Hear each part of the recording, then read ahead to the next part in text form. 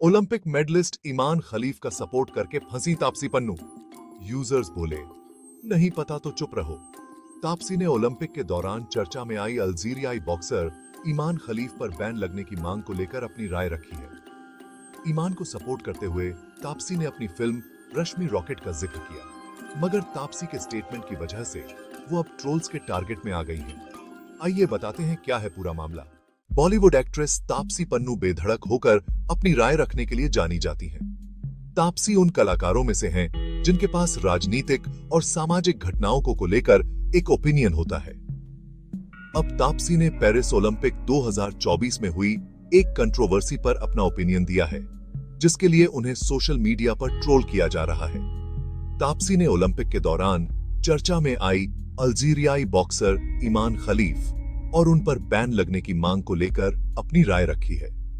ईमान को सपोर्ट करते हुए तापसी ने अपनी फिल्म रश्मि रॉकेट का भी जिक्र किया, मगर तापसी के स्टेटमेंट की वजह से वो अब ट्रोल्स के टारगेट में आ गई हैं। आइए बताते हैं क्या है पूरा मामला।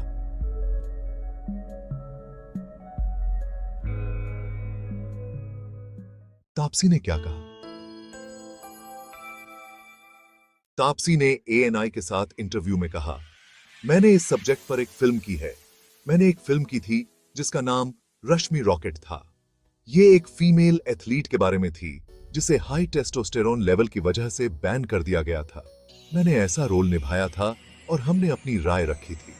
मुझे जैसी फिल्में मिलती हैं, उनकी ये खूबसूरती है कि मेरी फिल्में भी ऐसे मुद्दों पर बात करती हैं जिनमें मैं पर्सनली यकीन रखती हूं, उनके बारे में बाहर कोई स्टेटमेंट दिए बिना।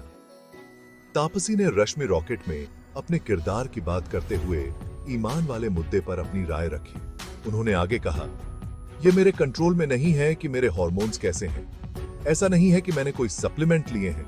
ऐसा नहीं है कि मैंने कोई हार्मोन के इंजेक्शन लिए हैं। बस मैं ऐसे ही पैदा हुई हूं। फिल्म में हमारा पक्ष यह था कि बहुत सारे एथलीट ऐसे हैं जो बाकी एथलीट्स के मुकाबले एक बायोलॉजिकल फायदे के साथ पैदा हुए हैं। इसके बाद तापसी ने कई ओलंपिक मेडल जीत चुके उसैन बोल्ट और माइकल फेल्प्स का नाम लिया, जिन्हें उनके शरीर की बनावट की वजह से बाकी एथलीट्स के मुकाबले कंपटीशन में फायदा मिला है।